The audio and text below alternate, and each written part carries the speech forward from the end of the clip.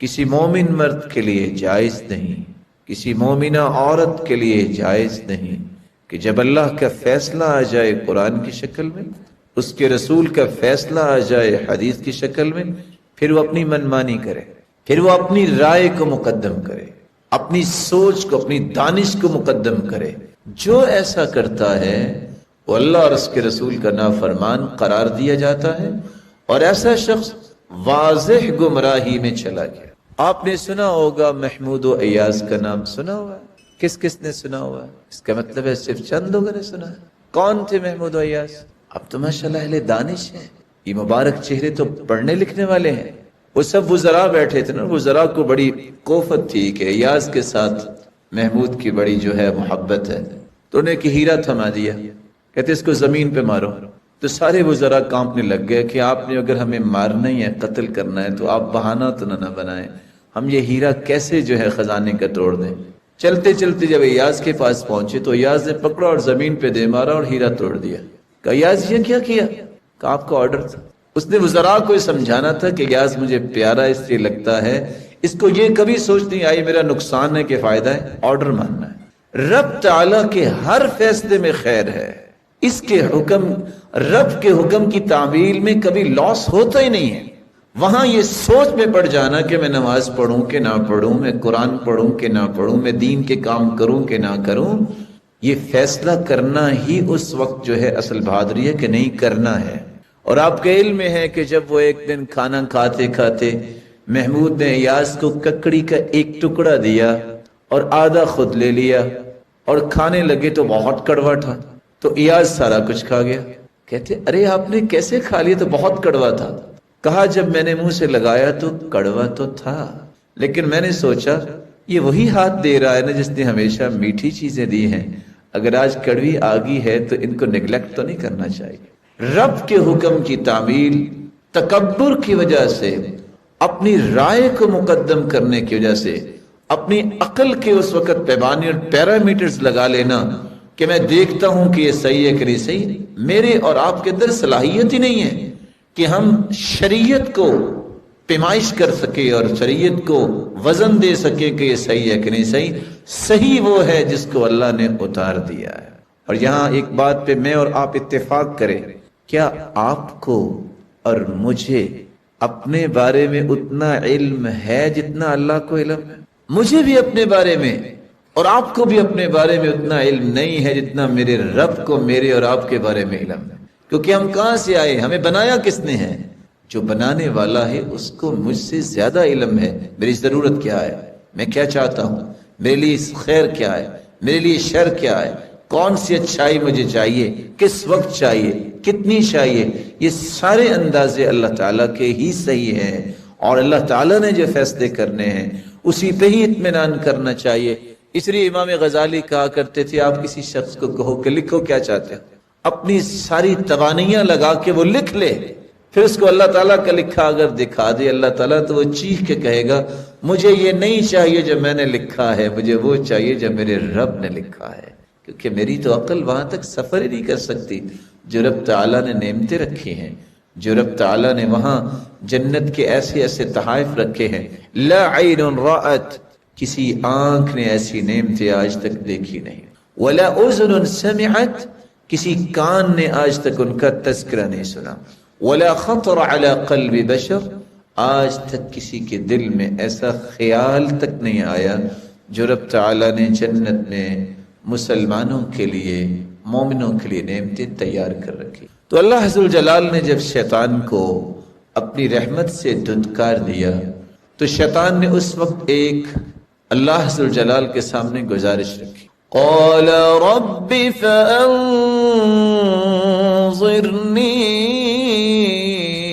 الى یوم یبعثون قال فإنك من المنظرين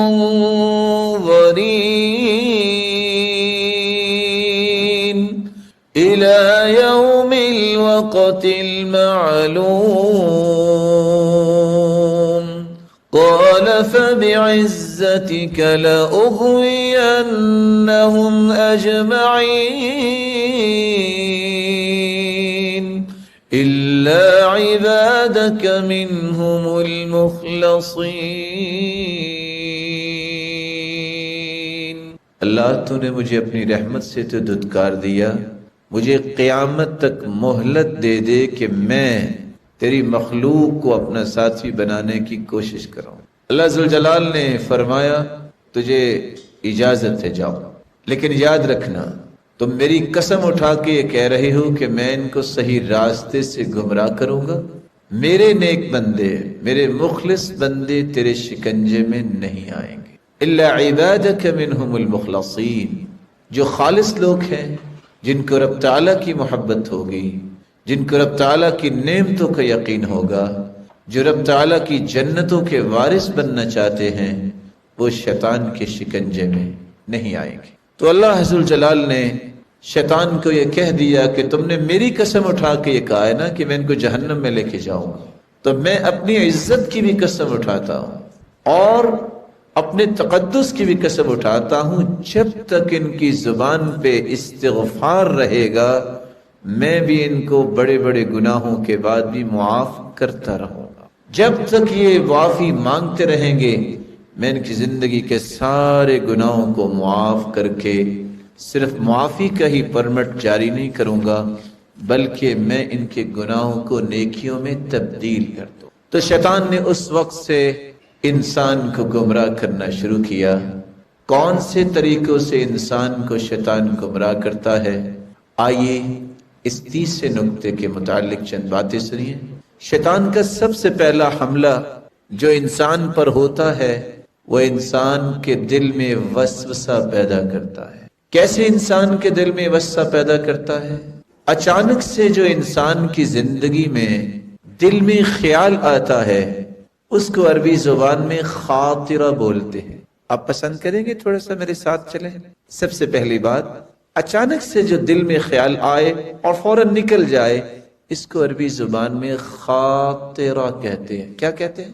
اس وقت تک شیطان کا کوئی حصہ نہیں ہوتا۔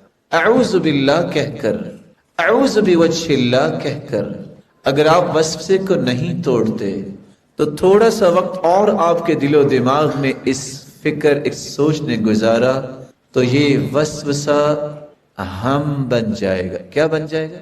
فکر۔ یہ فکر کا روپ دھار لیتا ہے۔ آپ اس فکر کو بھی توڑ سکتے ہیں، اللہ کا ذکر کرنے لگ جائے، استغفر اللہ، لا الہ الا اللہ، لا حول ولا قوت الا باللہ۔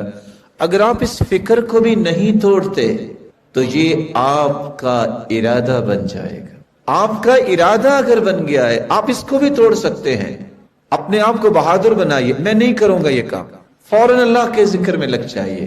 اگر آپ اس ارادے کو بھی نہیں توڑتے تو یہ دل کے نہال خانے میں جتنے بھی رجحانات ہیں اس پہ غلبہ پا لیتا ہے اور یہ نیت بن جاتی ہے۔ آپ اس نیت کو بھی توڑ سکتے ہیں کہ میں نے برائی کی نیت کی ہے، میں نئی برائی کروں گا، اور طریقہ ایک ہی ہے، یا نوافل پڑھیے یا اللہ کا ذکر کیجیے۔ آپ اگر نیت کو نہیں توڑتے تو یہ آپ کا عزم بن جائے گا۔ آپ عزم جب کر لیں برائی کا پھر بھی آپ توبہ کر سکتے ہیں، نہیں یہ میں نے غلط کیا ہے، اور چھوڑ دیں اس کو، رب تعالیٰ کے ذکر میں اپنے آپ کو لگا لیں۔ اگر آپ نے عزم کو بھی نہ توڑا تو یہ آپ کی زبان پہ الفاظ بن کے جاری ہو جائے گا، قول بن جائے گا۔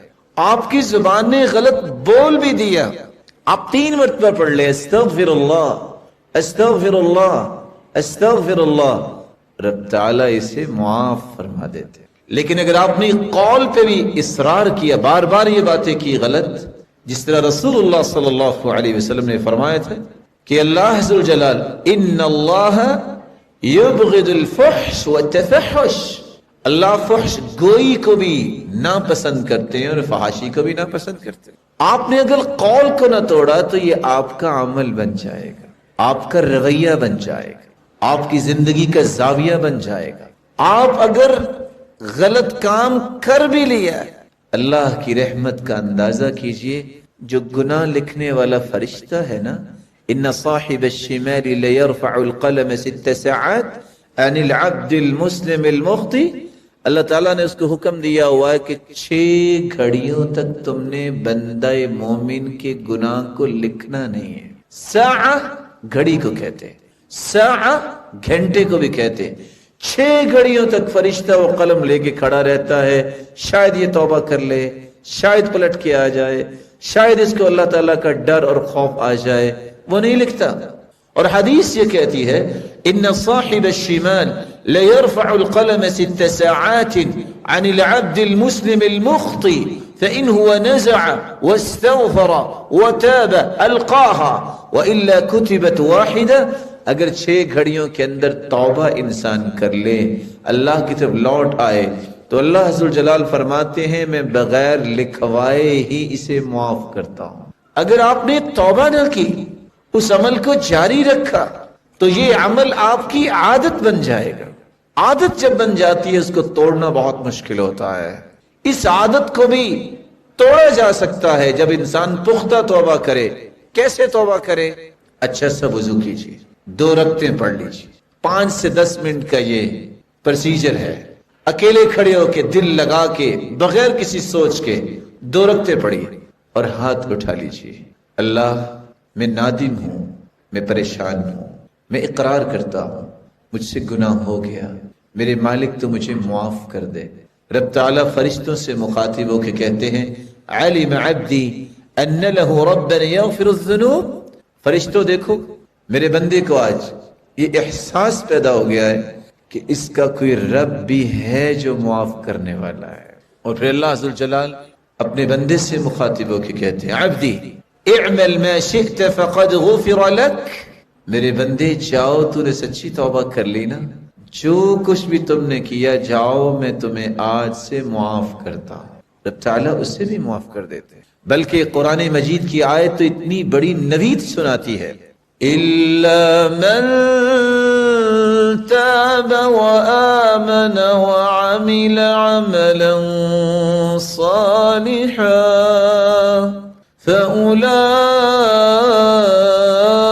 फ़उलाइक युबद्दिलुल्लाहु सय्यिआतिहिम हसनात वकान अल्लाहु गफूरर रहीमा। जो सच्ची तौबा कर ले और बाद में वादा कर ले, आइंदा में अल्लाह नेक काम करूंगा। अल्लाह ताला ने एक ऐसा निजाम रखा है जो मैं आपसे आज शेयर करने जा रहा हूं। आप में से मुझे उम्मीद है वासिक है कि सभी जानते होंगे, IT के मुतालिक जानते हैं। आप ये भी तो जानते हैं, बहुत अच्छा जानते होंगे कि आपने अगर कोई लिखाई की है तो फॉन्ट तब्दील करें तो लिखाई चेंज हो जाती है। कभी मैटर भी चेंज हुआ है। आपने आउज़बिल्लाह लिखा और फॉन्ट लगाए तो बिस्मिल्लाह वही आउज़बिल्लाह बन जाए, हो सकता है। ये तो हो सकता है कि आपने खत्ते नस्तालीक में लिखा है, आप फॉन्ट लगाएं खत्ते रिका में हो जाएगा, खत्ते दीवानी में हो जाएगा। जैसे मुख्तलिफ खतूत है, लिखाई के पैटर्न है, अंदाज है, ये तो चेंज हो जाते हैं। अल्लाह के पास निजाम क्या है? 60 से 70 साल अगर किसी ने बुराई की है, तौबा करता है, अल्लाह फरिश्तों से हुक्म देते हैं, फरिश्तों को हुक्म देते हैं। सिर्फ आखिर फरिश्तों ने लिखा है, किसी चीज पे लिखा होगा, वो अल्लाह ही जानता है। अब इसको मिटाने के लिए तो 70 साल फिर लगेंगे? नहीं, ऐसी कमांड लगाओ कि ये 70 साल गुनाहों को युबद्दिलुल्लाहु सय्यिआतिहिम हसनात, सच्ची तौबा कर चुका है, इसके गुनाहों को भी नेकियों में तब्दील कर दो, कन्वर्ट कर दो। ये निजाम अल्लाह अज़्ज़ल जलाल के पास है। और कितना खूबसूरत निजाम है कि इंसान ने गुनाह किए हैं, सच्ची तौबा की, मुआफ भी होगी और उसको अल्लाह ने नेकियों में तब्दील कर दिया। लेकिन अगर आप आदत को भी नहीं छोड़ते मेरे भाई, तो ये आपकी फितरत सानिया बन जाएगी। फितरत सानिया दूसरी फितरत। फितरत ऊला क्या है? इस्लाम। कुल्लु मौलूदिन यूलदु अलल फितरा फअबवाहु युहव्विदानी औ युनस्सिरानी औ युमज्जिसानी। हर बच्चा इस्लाम पे पैदा होता है, उसके वालिदैन उसे यहूदी बनाते हैं, उसके वालिदैन उसे ईसाई बनाते हैं, उसके वालिदैन उसे मजूसी बनाते हैं।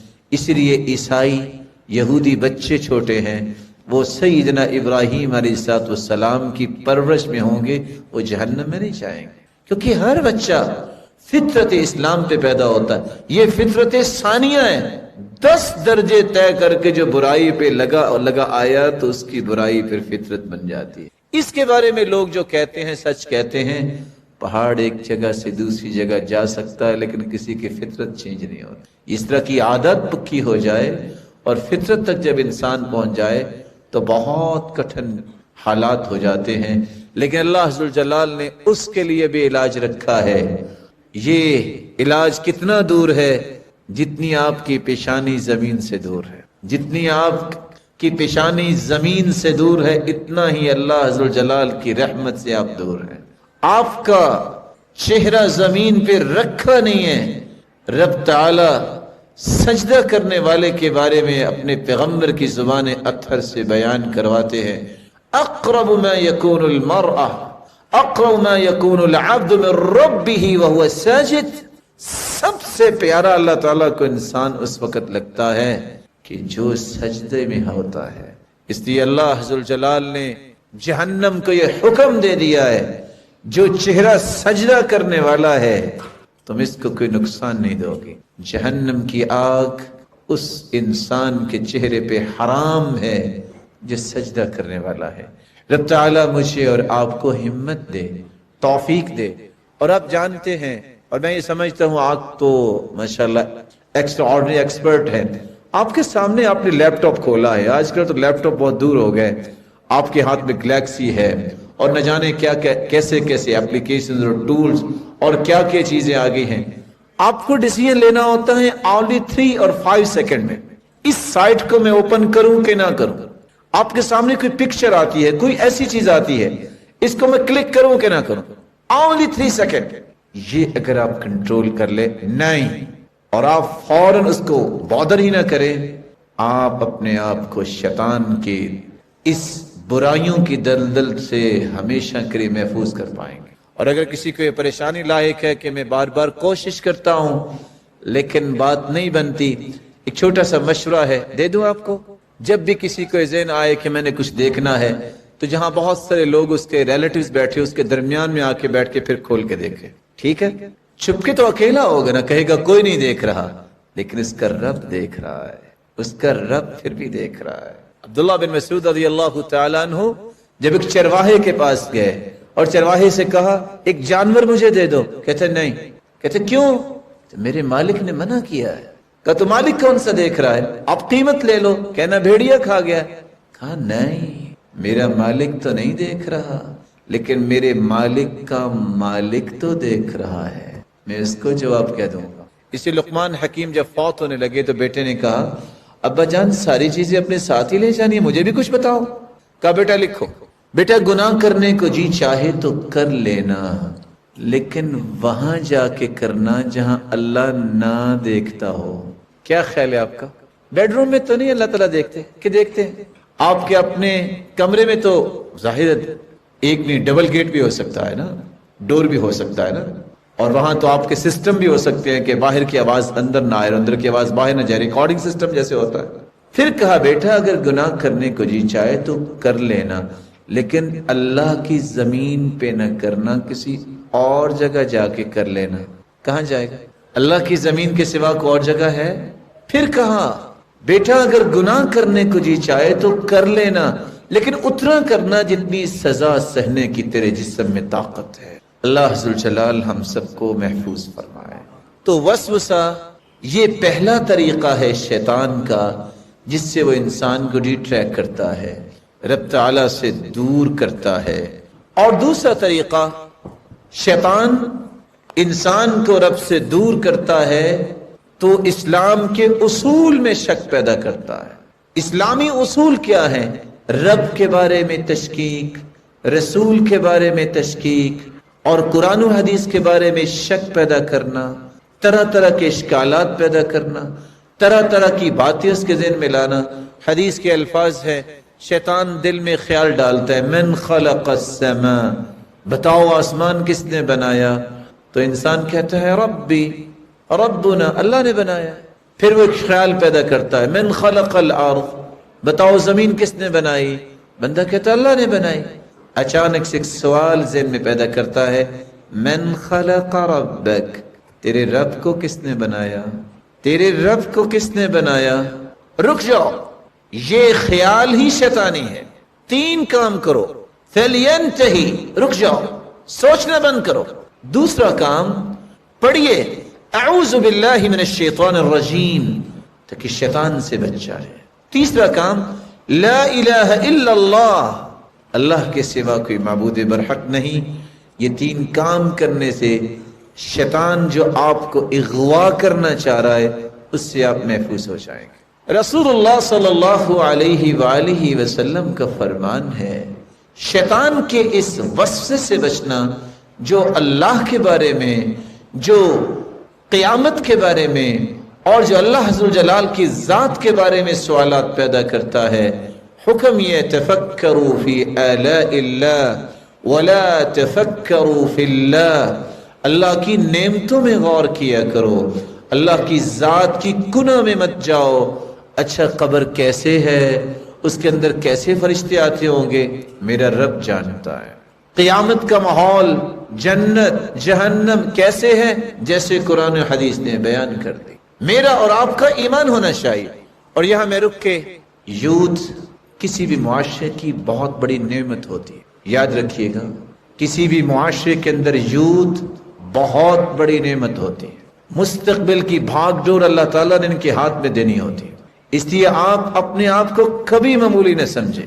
نہ جانے آپ میں سے کتنے لیڈرز بیٹھے ہیں اور کتنے قوم کے رہبر و رہنما بیٹھے ہیں اور کتنے اقتصادیات کے اندر کل کو عالمی منڈی میں نام پیدا کرنے والے ہوں گے، اور کتنے ایسے لوگ ہیں جن کو دیکھ کے لوگ اپنی زندگی اور فیوچر کی پلاننگ کریں گے. اپنے آپ کو کبھی بھی یہ نہ سمجھے گا کہ ہم تو کچھ نہیں کر رہے. آپ اس عمر میں ہیں جس عمر میں بہت کچھ ہو سکتا ہے. یوتھ کے سامنے آج یہ جملہ میں نے پیش کیا ہے کہ اسلامی اصولوں میں شک پیدا کرنا، یہ کس انداز سے پیش کیا جاتا ہے. میں آپ سے گزارش کروں گا کہ آپ کچھ سوالوں کے جوابات کے ساتھ میرے ساتھ شریک ہوئیے گا. ہوں گے انشاءاللہ. میں 4 کلمے بولنا چاہ رہا ہوں، آپ بتائیے گا صحیح ہیں کہ نہیں. سب سے پہلا کلمہ، ہمیں آزادی چاہیے. آزادی بری ہے کہ اچھی؟ جواب دیجیے. ڈاکٹر صاحب آپ نے کچھ کہا تو نہیں؟ مجھے تو بہت اچھے لگ رہے ہیں ماشاءاللہ. اب تھوڑا سا جواب دیجیے. ویسے بریک فاسٹ کر کے آتے ہیں؟ اللہ آپ کو برکت دے. سب سے پہلا جو جملہ بولا جاتا ہے ہمیں آزادی چاہیے. نو ڈاؤٹ آزادی ہونی چاہیے. دوسرا جملہ مساوات ہونی چاہیے. نو ڈاؤٹ مساوات کو پسند کریں آپ. تیسرا جملہ رواداری ہونی چاہیے. سنا کبھی؟ اور ہونی چاہیے. چوتھا جملہ ترقی ہونی چاہیے، اور ترقی ہونی چاہیے. ہم تو چاہتے ہیں مسلمان زندگی کے ہر میدان میں سب سے آگے نظر آئیں. فرق کیا ہے؟ فتنہ کہاں ہے؟ حقیقت کیا ہے؟ یوتھ کو یہ بات سمجھنا ضروری ہے. میرے اور آپ کے نزدیک سب سے پہلا جملہ آزادی یہ ہے، میں آزادی کے ساتھ نماز پڑھوں، میں آزادی کے ساتھ روزہ رکھوں، میں آزادی کے ساتھ تجارت کروں، میں آزادانہ طریقے سے اپنی زندگی کو انجوائے کروں اسلامی اصولوں کی روشنی میں. میں آزادانہ طریقے سے اپنی زندگی کو خوبصورت بناؤں، اپنے رشتہ داروں سے ملوں، اپنے دوستوں سے ملوں. یہ آزادی ہے. لیکن آزادی مغرب کیا دیتا ہے؟ غور کیجئے گا قرآن مجید کو آپ دیکھتے ہیں وہاں بار بار لفظ آتا ہے عبد. بندہ غلام ہے کس کا؟ اللہ کا. اس کو رب کی بات ماننی ہے اور آزادی لینی ہے. آزادی رب کی باتوں کو چھوڑ کر نہیں، رب کے احکامات کو مان کے آزادی لینا، یہ ہر مسلمان کی خواہش ہونی چاہیے. لیکن قرآن نے عبد کا لفظ بولا. آپ بائبل کو اٹھائیں گے وہاں پہلے یہ لکھا جاتا تھا مین کائنڈ. اس کی ٹرانسلیشن کیا کریں گے آپ؟ وہ بھی یہ تصور قائم کرتے تھے کہ اللہ کوئی ہے، گاڈ کوئی ہے. لیکن جب کانٹ آیا ہے، ریگارڈ آیا ہے، مستشرقین جو رنٹیلزم کی شاہکار تھے، ہیوم نے سب سے آ کے یہ جملہ چینج کیا ہے، مین کائنڈ نہیں ہیومن کائنڈ. اور کیا کہنا چاہا؟ سوچ میری، ذہن میرا، ذہانت میری، جب میں سوچ سکتا ہوں تو فیصلہ بھی میں خود کر سکتا ہوں، مجھے کسی رب کی ضرورت نہیں ہے. آپ کو پسند ہے یہ آزادی؟ مغرب یہ آزادی چاہتا ہے. دشمن کے وار کو سمجھیے. رب تعالیٰ کے پیغمبر نے فرمایا تھا قیامت کے نزدیک لوگ شراب کو کہیں گے، اس کا نام اچھا بنا دیں گے. آج وہی بات ہے، مائے مقدس، پاک پانی. شراب اور پاک پانی یہ کیسے ہو گیا؟ اللہ کے رسول صلی اللہ علیہ وسلم نے 10 چیزوں پہ لعنت کی اور اس کے لیے 4 بڑے لفظ بولے. ام الخبائث، یہ خباثتوں کی جڑ ہے. ام الفواحش، یہ فحاشیوں کی جڑ ہے. اور ام الداء، یہ بیماریوں کی جڑ ہے. اور اللہ کے رسول صلی اللہ علیہ وسلم نے فرمایا کہ شراب یہ انسان جب پی لیتا ہے 40 دن تک اس کی عبادت تو قبول نہیں ہوتی. مغرب یہ آزادی چاہتا ہے، ہم کیا آزادی چاہتے ہیں؟ مسلمان کو کیا آزادی ہونی چاہیے؟ جو عمر رضی اللہ تعالیٰ عنہ نے کہی تھی، اِنَّا كُنَّا أَذَلَّ قَوْمٍ فَأَعَزَّنَا اللَّهُ بِالْإِسْلَامِ فَمَهْمَا نَطْلُبُ الْعِزَّ بِغَيْرِ مَا أَعَزَّنَا اللَّهُ بِهِ أَذَلَّنَا اللَّهُ. ہم ذلیل ترین قوم تھے، اللہ نے ہمیں عزت اسلام کی وجہ سے دی ہے. ہم نے اگر اسلام کو چھوڑ کر کسی اور طریقے سے عزت چاہی تو وہ رب ہمیں دوبارہ ذلیل کرنے پہ قادر ہے. آزادی کو پسند کرنا چاہیے، لیکن وہ آزادی جو میری اور آپ کی عقل مانتی ہے. آپ کو اللہ تعالیٰ ایسی آزادی دے، آپ دنیا میں جہاں بھی جائیں عزت کے ساتھ جائیں، لوگوں کو یہ علم ہو یہ مسلمان ہے، یہ آزادی ہے. اپنے من کا غلام بن کے آزادی لینا یہ مغرب کی آزادی ہے، یہ مسلمانوں کی آزادی نہیں ہے. سورج کہاں غروب ہوتا ہے؟ بولیے. سورج غروب ہوتے یہ ضرور پیغام دیتا ہے. میں بھی جب مغرب کا رخ کرتا ہوں نا تو غروب ہی ہوتا ہوں. اگر آپ مغرب کے پیچھے آئیں گے تو آپ کی عظمت غروب ہو جائے گی. مغرب میں سورج طلوع اس دن ہوگا جس دن قیامت آنی ہے. اللہ ذوالجلال فرمائیں گے آج مغرب سے طلوع ہو جا. دوسرا نعرہ کون سا دوسرا نعرہ تھا؟ کسی کو یاد ہے؟ مساوات. مساوات کا مطلب ہوتا ہے برابری. کیا ہوتا ہے؟ برابری. آپ برابری پسند کرتے؟ بولیے. میں یہ بات آپ کے دل تک پہنچانا چاہ رہا ہوں. کل کو آپ کسی فیکٹری کے مالک بن جائیں، آپ کو پسند ہوگا کہ جتنے ورکر کام کرنے والے ہیں وہ بھی آپ کے پارٹنر ہوں؟ بولے. تو پھر آپ مساوات تو پسند نہیں کرتے. ہاں بہت اچھا بولا آپ نے. مساوات کو آپ پسند نہیں کر رہے. پھر آپ چاہیں گے جتنے سارے بیٹھے ہیں آپ پاکستان کے پرائم منسٹر بن جائیں ایک ہی وقت میں. وقفے وقفے سے بن سکتے ہیں نا. پسند ہے آپ کو؟ اس کا مطلب یہ نکلا کہ یہ مساوات برابری ہونی چاہیے. کہاں؟ یہ کسی کو پتہ ہی نہیں ہے. اسلام دین عدل ہے، اسلام دین مساوات نہیں ہے. اسلام کے جو اصول ہیں وہ دین عدل ہیں. جو جس مرحلے میں ہے اس کو پورے حق ملے. ایک پرائم منسٹر ہے ہمارے لیے بہت محترم ہے، ایک رعایا ہے اس کے بھی پورے حقوق ہیں. مساوات کا مطلب یہ ہے کہ سب کو برابر کیا جائے. یہ اسلام کا اصول نہیں. یہ صرف اولاد کے اندر ہے کہ آپ کے 6 سے 7 سے 8 سے 9 10 بیٹے بیٹیاں ہیں، ماں باپ کو چاہیے کہ سب سے برابری کریں. آپ ایک کو ایک لینڈ گفٹ کر رہے ہیں تو آپ کو یہ لینڈ گفٹ کرتے وقت سوچنا ہے میں نے دوسرے کو دی ہے کہ نہیں دی. ایک کو آپ مکان جو ہے وہ بائے کر کے دے رہے ہیں، دوسرے کو بھی سوچے دیا ہے کہ نہیں دیا. یہاں آپ کو سووا بین اولادکم، اپنی اولاد میں مساوات کرو جس طرح تم چاہتے ہو کہ تمہاری پوری اولاد آپ کی خدمت برابری میں کرے، آپ کو احترام دے. مساوات یہاں ہوگی. اگر مساوات کا اصول ہو کسی کو اللہ نے 7 یا 6 فٹ کا قد دیا ہے اور کسی کا 4 فٹ کا قد ہے، مساوات کیسے ہوگی؟ وہ 2 فٹ کاٹ دے. بولیے. آپ سمجھنے کی کوشش کیجئے. کیا اس جو ہے 4 فٹ کے آدمی کو ہم 6 فٹ تک لے جا سکتے ہیں؟ نہیں. جو اس کے حقوق ہے اس کو پورے دیے جائیں گے، جو اس کے حقوق ہے اس کو پورے دیے جائیں گے. میں تو نہیں کہتا لیکن ایک بات بیان کی گئی سنا دیتا ہوں. بمنطق المساواہ، لکھنے والے لکھتے ہیں اگر مساوات کا اصول دنیا میں نافذ کر دیا جائے تو بمنطق المساواہ تو ہوگا کیا جو ہم نہیں کر سکیں گے کہ بہت سارے دانش مند یہ کہیں گے کہ 1 سال تو عورت کو بچہ جننا چاہیے تو 1 ساتھ مرد کو بھی ایسا کرنا چاہیے. ہو سکے گا؟ بمنطق المساواہ. اسلام کہتا ہے عدل کرو، اولاد میں برابری مساوات کرو. مغرب کے سامنے عدل کیا ہے، مساوات کیا ہے جو نعرہ بار بار میں اور آپ سنتے ہیں؟ ذرا غور سے سنیے گا. میرا اور آپ کا عقیدہ ہے 1,44,000 صحابہ حجت الوداع کے موقع پہ تھے، سارے مل جائیں ایک نبی نہیں بن سکتا. بن سکتا ہے؟ نہیں بن سکتا.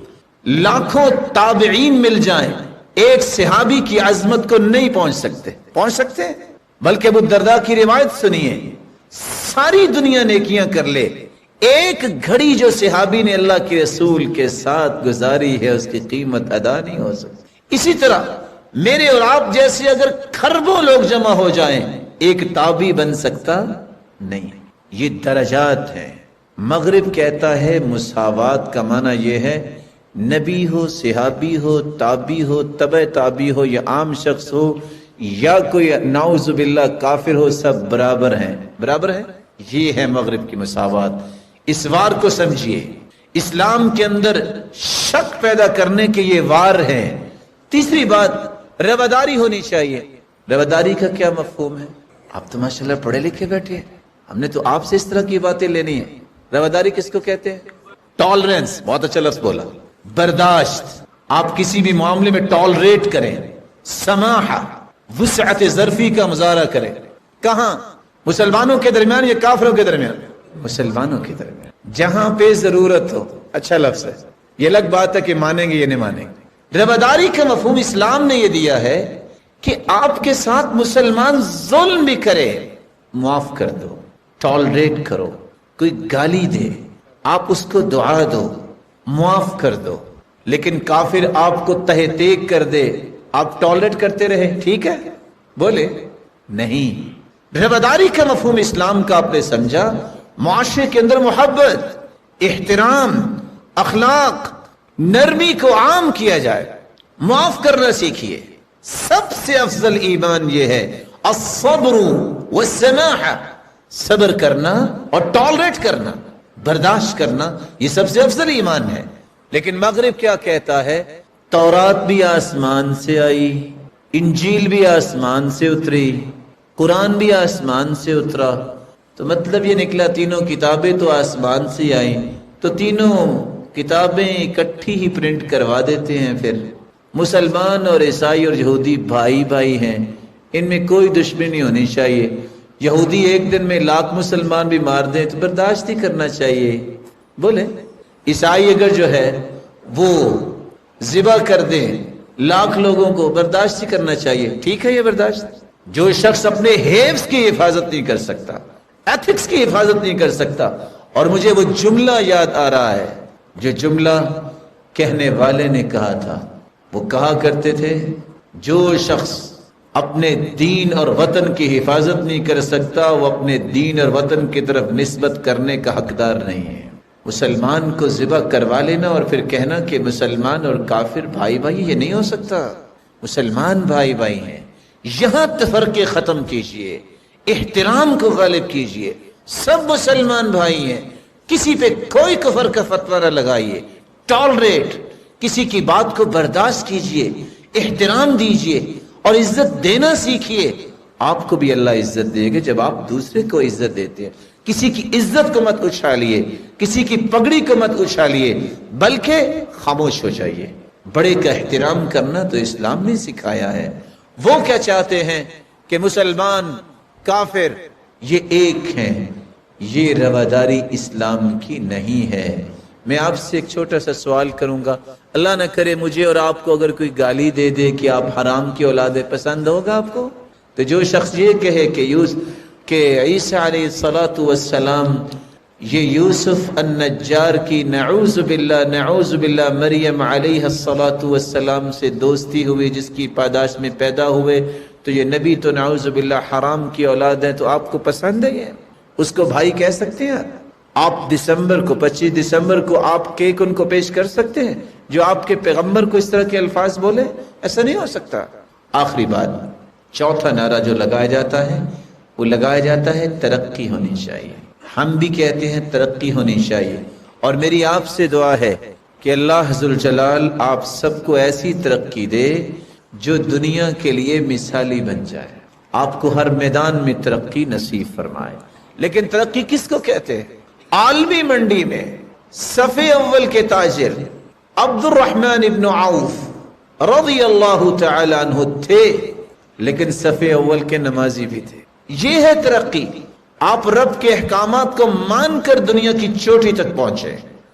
لیکن مغرب جس ترقی کی بات کرتا ہے وہ کہتا ہے بس اچھا مکان ہو، اچھی سیلری پیکج ہو، اچھا بینک بیلنس ہو، میرے اثاثہ جات اچھے ہوں، میں نماز پڑھوں یا نہ پڑھوں، رب کو یاد کروں یا نہ کروں، مجھے پتا ہو کہ میں نے روزہ رکھنا ہے کہ رکھنا اس سے مجھے کوئی غرض نہیں، یہ ترقی نہیں، یہ تو ان لوگوں کی ترقی کی بات ہے جن کا رب سے تعلق نہیں ہوتا۔ مسلمان یہ کہتا ہے یہ ساری چیزیں ہوں لیکن اس سے پہلے نماز بھی ہو، رب کی یاد بھی ہو، رب کا ذکر بھی ہو، اور یہ ساری نعمتیں کیا اس سے بھی زیادہ ہوں، تو یہ ترقی ہے۔ اللہ عز و جلال مجھے اور آپ کو ان باتوں کو سمجھ کے اپنی اصلاح کرنے کی توفیق عطا فرمائے۔ شیطان تیسرا جو وار کرتا ہے اور اس کو اللہ سے دور کرتا ہے، اللہ رب العزت کے ذکر سے، عبادت سے غافل کرتا ہے۔ استحوذ علیہم الشیطان فانساہم ذکر اللہ اولئک حزب الشیطان الا ان حزب الشیطان هم الخاسرون۔ شیطان جب کسی پہ قبضہ جمانا چاہتا ہے تو اس کو سب سے پہلے اللہ کے ذکر سے محروم کرتا ہے۔ جب وہ اللہ کے ذکر سے محروم کر دیتا ہے تو پھر ان انسانوں کو اپنی جماعت میں، اپنے گروہ میں وہ شامل کر لیتا ہے۔ اللہ کے ذکر سے محروم ہونے والا انسان پھر شیطان کے شکنجے میں آسانی سے آ جاتا ہے۔ بلکہ دوسری جگہ اللہ عز و جلال فرماتے ہیں انما يريد الشيطان ان يوقع بينكم العداوة والبغضاء في الخمر والميسر ويصدكم عن ذكر الله وعن الصلاة فهل أنتم منتهون۔ شیطان تمہیں جہاں اللہ کے ذکر سے روکتا ہے وہاں اللہ کی عبادت سے بھی روکتا ہے۔ اس کا جی چاہتا ہے، وہ چاہتا ہی یہ ہے کہ کسی طریقے سے نماز چھوڑیں، کسی طریقے سے نماز میں سست ہو جائیں۔ رسول اکرم صلی اللہ علیہ وسلم نے یہ بھی فرمایا کہ شیطان جہاں سستی پیدا کرتا ہے وہاں بے حیائی کو خوبصورت بنا کے، باطل کو مزین کر کے انسان کے سامنے پیش کرتا ہے، اور چوتھا اس کا جو بڑا وار ہوتا ہے برے لوگوں کی صحبت کو خوبصورت بناتا ہے۔ ایسے لوگ جو نماز نہیں پڑھیں گے، جو شراب نوشی کریں گے، جو شیطان کے شکنجے میں آ چکے ہیں، ایسے لوگوں کو دوست بنانے کی خواہش پیدا کرتا ہے۔ اور قرآن کی آیت کو سنیے وَيَوْمَ يَعَضُّ الظَّالِمُ عَلَى يَدَيْهِ يَقُولُ يَا لَيْتَنِي اتَّخَذْتُ مَعَ الرَّسُولِ سَبِيلًا يَا وَيْلَتَى لَيْتَنِي لَمْ أَتَّخِذْ فُلَانًا خَلِيلًا لقد أضلني عن الذكر بعد إذ جاءني وكان الشيطان للإنسان خذولا۔ قیامت کو انسان اپنے ہاتھوں کو چبائے گا اور کہے گا ہائے کاش میں نے فلاں کو دوست نہ بنایا ہوتا، قرآن میرے پاس تھا، اس دوست نے مجھے قرآن سے دور کیا، میں نماز تو پڑھتا تھا، اس دوست نے مجھے اس دین سے دور کیا۔ وَكَانَ الشَّيْطَانُ لِلْإِنسَانِ خَذُولًا، اور شیطان تو انسان کو ذلیل ہی کرنا چاہتا ہے۔ بات تو دوست کی ہو رہی تھی قرآن میں، اس شیطان کا تذکرہ کیسے آ گیا؟ مفسرین کہتے ہیں کہ وہ دوست جو آپ کو نماز سے روکتا ہے، قرآن سے روکتا ہے، اچھائی سے روکتا ہے، وہ انسانی شکل میں شیطان ہی تو ہے، اس سے بچیے۔ المرء علی دین خلیلہ، ہر شخص اپنے دوست کے دین پر ہوتا ہے۔ فَلْيَنظُرْ إِلَى مَنْ يُخَالِلُ، غور کر لیا کرو آپ کس کو دوست بنانے جا رہے ہو۔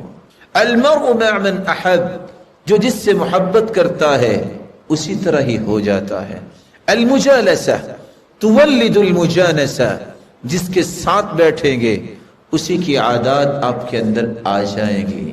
لا تسأل عن قرینہ، لا تسأل عنہ وسل عن قرینہ، وکل قرین بالمقارن یقتدی۔ کسی کے بارے میں جاننا ہو تو اس کے دوستوں کو دیکھیے، جیسے دوست ہوں گے ویسا وہی ہوگا۔ قل لمن تعاشر قلت من انت، مجھے اتنا بتاؤ تم بیٹھتے کس کے ساتھ ہو؟ کہنے والا کہتا ہے میں تمہیں یہ بتاؤں گا کہ تمہاری حقیقت کیا ہے۔ اس لیے اللہ کے رسول نے مثال دی ہے، اچھا دوست کستوری والا ہے اور برا دوست بھٹی میں پھونک لگانے والا۔ کستوری والے کے پاس اگر آپ جائیں، یا تو اما ان یحزیک، آپ کو گفٹ دے گا کستوری، اگر وہ گفٹ نہیں دیتا آپ خرید لیں گے، گفٹ سے بھی آپ کو خوشبو آئی، آپ نے خرید لی کستوری تب بھی خوشبو آئی۔ نہیں تو کستوری والے کے پاس بیٹھنے سے جب تک آپ بیٹھے رہیں گے آپ خوشبو میں معطر رہیں گے۔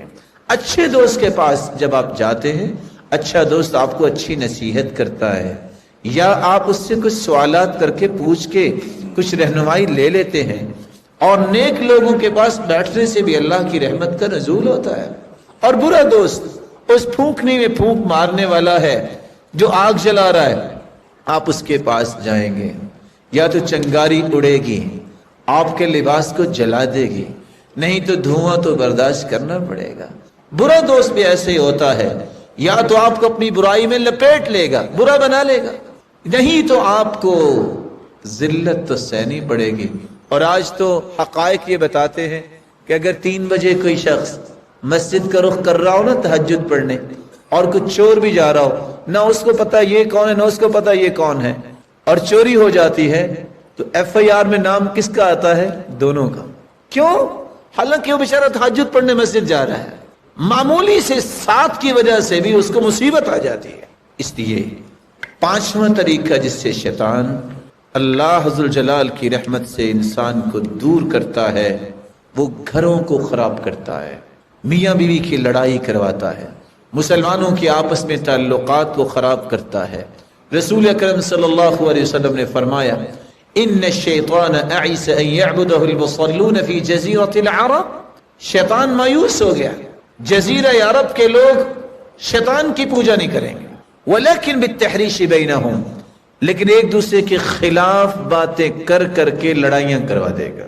اور اللہ کے رسول صلی اللہ علیہ وسلم نے فرمایا کہ شیطان نے اپنا تخت بنایا ہوا ہے، پانی پہ رکھا ہوا ہے، ثم یبعث سرایاہ، پھر اپنے چیلوں کو بھیجتا ہے، پھر وہ رپورٹ دیتے ہیں۔ حدیث لمبی ہے، صحیح مسلم کی روایت۔ ایک جب آ کے کہتا ہے فعلت کذا و کذا، آج میں نے اتنے قتل کروا دیے، تو شیطان ابلیس کہتا ہے میں صنعت شیئا، کیا کیا؟ مسلمانوں کی تو عقیدے بڑے اچھے ہیں، وہ کہتے ہیں بچے 2 اچھے نہیں، جتنے بھی ہوں اتنے ہی اچھے ہیں۔ آپ نے کتنے قتل کروائے ہیں؟ 100۔ اللہ تعالیٰ نے ان کو کتنے ہزاروں بچے دے دیے، تم نے کیا کیا؟ وہ بیٹھ جاتا ہے۔ دوسرا کہتا ہے فعلت کذا و کذا، میں نے یہ کیا، کیا کیا؟ کہتے چوری کروائی۔ کہ کتنی چوری ہوئی ہے؟ مسلمان تاجر سچ بولتے، جھوٹ نہیں بولتے۔ تم نے چند لاکھ کی چوری کروائی، ان کو کروڑوں کے پروفٹس اللہ نے دے دیے، تم نے کیا کیا؟ ایک شیطان اٹھ کے جب یہ کہتا ہے میں ترکت حتی فرقت بینہ وبین امرأتی، میں صبح سے لگا ہوا تھا، خامن کو کہتا تھا وہ چھوڑو اسے، پھر شادی ہو جائے گی، پھر کیا ہے، عورتیں بہت، اور اس کو کہتا تھا کیا تم نے مصیبت پار رکھی ہے، چھوڑو اسے اور شادی ہو جائے گی۔ اب خامد اپنے گھر میں ہے، بیوی اپنے گھر میں ہے، اس وقت شیطان ابلیس اپنے تخت سے کھڑا ہوتا ہے، فَيُقَبِّلُهُ فَيَلْتَزِمُهُ، اس شیطان کو اپنے سینے سے لگا کے اس کو بوسہ دے کے کہتا ہے نعم الرجل انت، جو کام تم نے کیا کسی نے نہیں کیا۔ خاندانوں کو توڑنا، گھروں میں لڑائیاں کروانا، اس سے شیطان راضی ہوتا ہے، رحمان راضی نہیں ہوتا۔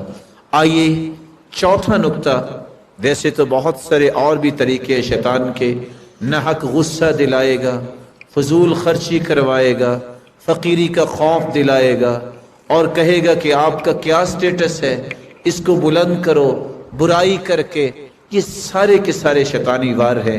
علاج کیا ہے؟ آپ پسند کریں گے ان علاجات کو ساتھ ساتھ یاد کرنا؟ ویسے تو آپ کا ماشاءاللہ حافظہ مجھے لگتا ہے بہت اچھا ہے، اس لیے آپ لکھتے نہیں ہیں۔ امام بخاری تھے نا، تو جب وہ استاد بولتے تو وہ لکھتے نہیں تھے، تو ساتھی کہنے لگے ما لہ لا یکتب، اس کو کیا، یہ لکھتا کیوں نہیں؟ تو وہ اپنے ہاتھ سے ہی انگلی پہ اس طرح لکھتے رہتے۔ اللہ نے ان کو بڑا حافظہ دیا تھا۔ تو ایک شخص نے کہا یہ کیا تماشا ہے، ہم سب لکھتے ہیں، یہ لکھتا ہی نہیں ہے۔ تو آخر ان کو کیا کرنا پڑا کہ اچھا جو تم نے حدیث سے لکھی ہیں وہ کھولو۔ 15,000 حدیث انہوں نے زبانی وہ سنا دی جو انہوں نے لکھی ہوئی تھی۔ تو مجھے بھی امید ہے کہ یہ سارا درس آپ کے ذہن میں لکھا جا رہا ہے، اور آپ ضرور سب کے سب ڈاکٹر صاحب کو لکھ کے دے دیں گے کہ یہ ایسے ہی ہوگا، اس لیے لکھنے نہ رہے۔ علاج کیا ہے؟ وسوسہ ہو، شیطان کا کوئی بھی ہتھ کنڈا ہو، پہلا علاج میرے بھائی اپنے آپ کو اللہ کی ضمانت میں لے جائیے، رب سے گزارش کیجیے اللہ میں اپنے آپ کو تیری پناہ میں دیتا ہوں، تیرے سوا مجھے شیطان سے کوئی نہیں بچا سکتا۔ کیسے اللہ کی پناہ میں اپنے آپ کو دینا چاہتا ہوں، اور کیسے اللہ تعالیٰ کی پناہ میں اور آپ آ سکتے ہیں؟ غور سے سنیے گا۔ سب سے پہلی بات، اگر آپ قرآن کی تلاوت کرنا چاہتے ہیں تو یہ پڑھیے اعوذ باللہ من الشیطان الرجیم، تو گویا آپ نے اپنے آپ کو اللہ کی پناہ میں دے دیا۔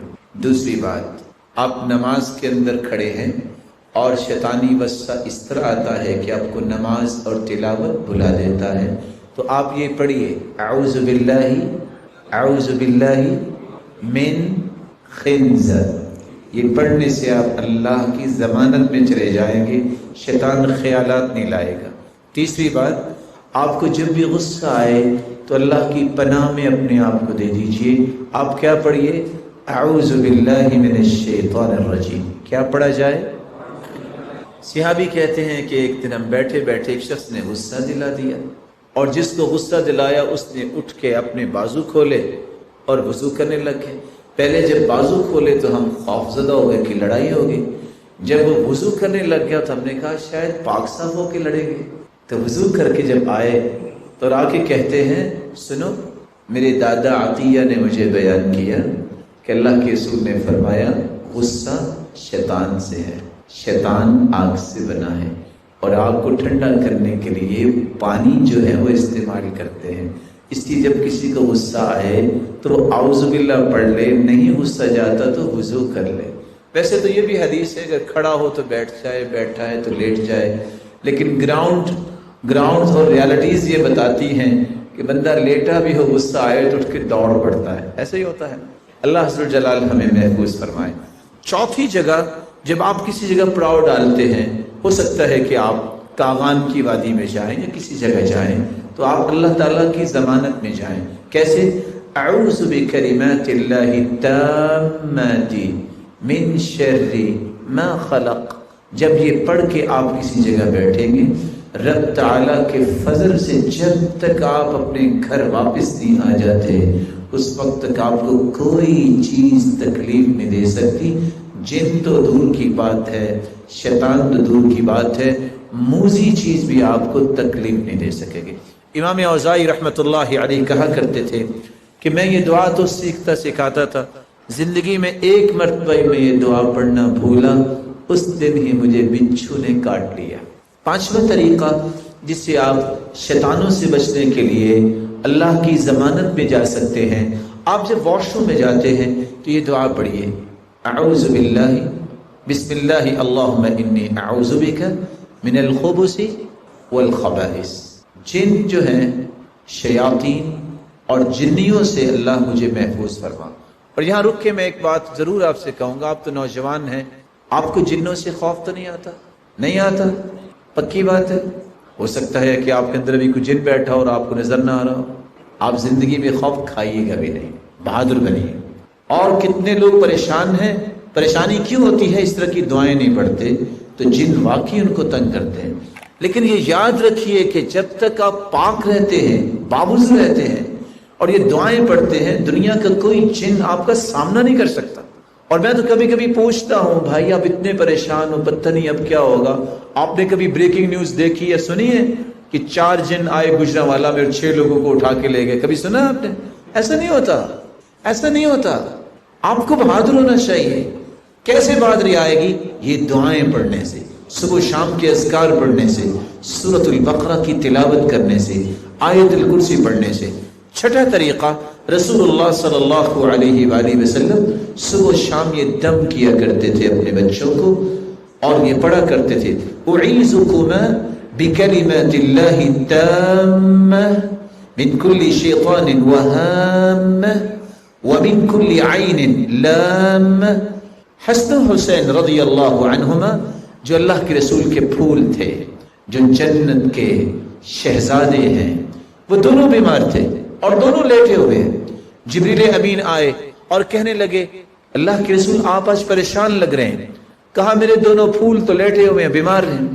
کہا اللہ نے مجھے بھیجا ہے، یہ پڑھ کے دم کیجئے اعیذکما بکلمات اللہ التامہ من کل شیطان وہامہ ومن کل عین لامہ. آپ نے یہی کلمات پڑھ کے دم کیے. فقام یلعبان، دونوں اٹھے اور کھیلنے لگ گئے. اپنے بچوں کو بھی اللہ کی ضمانت میں دیجئے، اللہ کی پناہ میں دیجئے. اور ساتھ جبریل نے کہا کہ آپ کے والد ابراہیم علیہ السلام اسماعیل اور اسحاق کو یہی دم کیا کرتے تھے. ساتواں طریقہ، اگر آپ کو گھبراہٹ محسوس ہو رہی ہو، بے چینی ہو، خوف ہو، فرسٹریشن کا شکار ہیں اور آپ ڈپریشن میں چلے گئے ہیں، تو آپ فوراً اپنی زبان پہ یہ کلمات لائیے. اعوذ بکلمات اللہ التامات من غضبہ وعقابہ وشر عبادہ ومن ہمزات الشیاطین وان یحضرون. یہ کلمات پڑھنے سے رب تعالیٰ بے چینی بھی ختم کرتے ہیں، خوف بھی ختم کرتے ہیں. فرسٹریشن کا شکار لوگ ریلیکس ہو جاتے ہیں. کیوں؟ کیونکہ یہ اللہ کی ضمانت میں چلے گئے. رسول اللہ صلی اللہ علیہ وسلم نے فرمایا جب آپ کتے کے بھونکنے کی آواز سنو یا گدھے کے بولنے کی آواز سنو، فوراً کہہ دیا کرو اعوذ باللہ من الشیطان الرجیم. یہ اس وقت ہی آوازیں نکالتے ہیں جب یہ شیطان کو دیکھتے ہیں، تاکہ تم شیطان کے تسلط سے بچ جاؤ. ومن صلی الفجر فی جماعہ فہو فی ذمۃ اللہ. اور اگلا طریقہ جس سے آپ رب کی ضمانت میں جا سکتے ہیں، صبح کی نماز با جماعت ادا کیجئے. وہ اللہ کی ضمانت میں چلا جاتا ہے، اللہ کی امانت میں ہوتا ہے جو صبح کی نماز با جماعت ادا کرتا ہے. اگر آپ کو خواب آیا ہے تو یاد رکھیے اچھا خواب اللہ کی طرف سے ہوتا ہے، برا خواب شیطان کی طرف سے ہوتا ہے. اور اگر برا خواب آئے تو 3 کام کیجئے. پہلا کام، اٹھ کر بائیں طرف اپنے چہرے کو کر کے 3 مرتبہ تھوک دیجئے اور یہ پڑھیے اعوذ باللہ من الشیطان الرجیم. اور تیسرا کام، صدقہ کر دیجئے، آپ کو اللہ عز و جلال محفوظ فرمائیں گے. اور یہ خواب کسی کو مت بتائیے الا علی عالم او ناصح، یا کسی عالم کو بتائیے یا اس کو جو آپ کو شریعت کی روشنی میں نصیحت کر سکتا ہے. کسی ایسے انسان کو بتائیں گے وہ آپ کے خواب سن کے خوش بھی ہو سکتا ہے کہ بہت اچھا ہوا آپ کو خوف زدہ خواب آئے. نہیں، شریعت کی روشنی میں آپ اس کا حل تلاش کرنے کے لیے کسی عالم کو بتائیے، کسی ناصح کو بتائیے.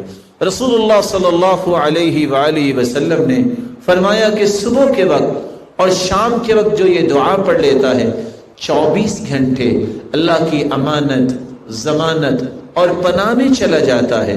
وہ دعا کون سی ہے؟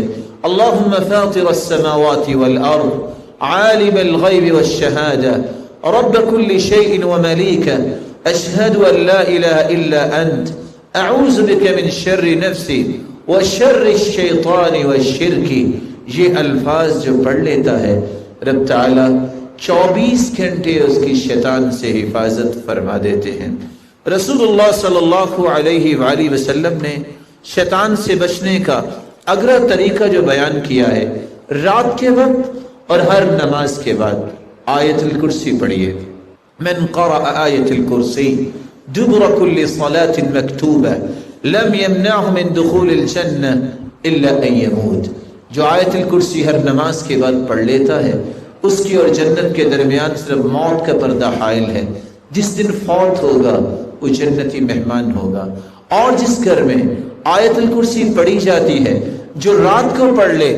رسول اللہ صلی اللہ علیہ وسلم کا فرمان ہے، اللہ عز الجلال کے پیارے پیغمبر نے کتنی خوبصورت بات کہہ دی، لن يزال عليك من الله حافظ ولا يقربك شیطان حتى تصبح۔ رات کو آیت الکرسی پڑھ لے، صبح تک شیطان آپ کے قریب نہیں آئے گا، بلکہ رب تعالیٰ کی طرف سے آپ کے لیے ایک محافظ، ایک نگراں